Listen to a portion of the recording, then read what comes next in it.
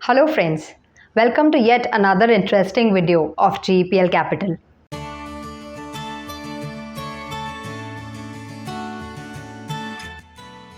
Today we are going to make you aware about the safest investment option available in the market. At this juncture, where the uncertainty in the equity market continue to persist, the investors are looking to park their funds at a place where they would get decent returns and the capital is not affected. I'm sure many of you would like to invest at a place where your capital is secured and the capital risk is not involved. Yes, you heard it right. Zero capital risk. We are talking about RBI savings taxable bonds. In today's video, we will learn about what are RBI bonds, who can invest in these bonds, what is the procedure to apply, and what is the taxability mode of investing in these bonds, and the tenure and other features. RBI bonds, as the name suggests, are issued by Reserve Bank of India. The interest is payable semi-annually on 1st January and 1st July. The bonds are issued at a rate of 7.15% per annum. This is 35 basis over and above the NSE rate, which is 6.80%.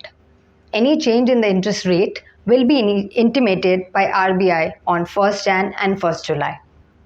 The interest is payable semi-annually on 1st Jan and 1st July, and the interest will be credited to your bank accounts. Cumulative option is not available. The bonds can be invested by individual and HUF. Senior citizens can also invest in these bonds. RBI bonds can be invested throughout the year. The interest is applicable from the day of debit of funds from your bank account. You can invest as less as 1,000 rupees in these bonds, and there is no maximum limit for investing. You can invest as much amount as you want. You can invest in single mode, joint mode, and you can also invest in the name of minor. The minor's account can be operated by the parents. The bonds gets locked in for 7 years from the date of issuance. You cannot withdraw it before 7 years if you are an individual. In case of senior citizens, pre-encashment is eligible. They can pre-encash if they are 80 and above. The minimum lock-in for them is 4 years. If they are 70 and above, the minimum lock-in for them is 5 years. If they are 60 and above, the minimum lock-in period is 6 years.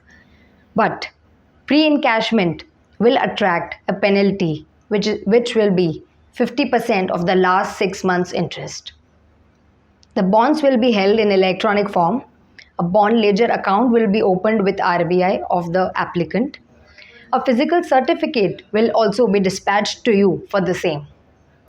Taxability of these bonds are: the bonds are purely taxable under Income Tax Act 1961.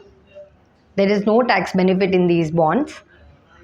Whatever interest you earn from these bonds, you have to show the interest income while filing your returns, and your income would be taxable as per your tax slab.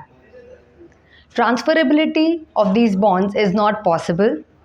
You cannot keep these bonds as collateral, and you cannot encash the bonds before 7 years. So basically these bonds are non-transferable and cannot be traded in the secondary market. Bond transfer is possible only in case of death of the bondholder, that too to the nominee only.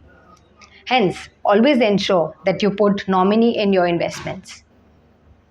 Nomination for one or more is allowed. You can put 50-50, 25-25, whatever ratio as per your own requirements. Now let us know what are the steps to invest in these bonds. You need to completely fill a duly filled form with no corrections and alterations. You need to give your self-attested PAN, self-attested address proof, and a cancelled check in which you will receive the interest payment semi-annually. To know more and to invest, you can read the blog. We are going to leave the link in the description. Hope you all like this video. Stay tuned with us for many more such videos. We are on Twitter, LinkedIn, Instagram, and YouTube. Do follow us there.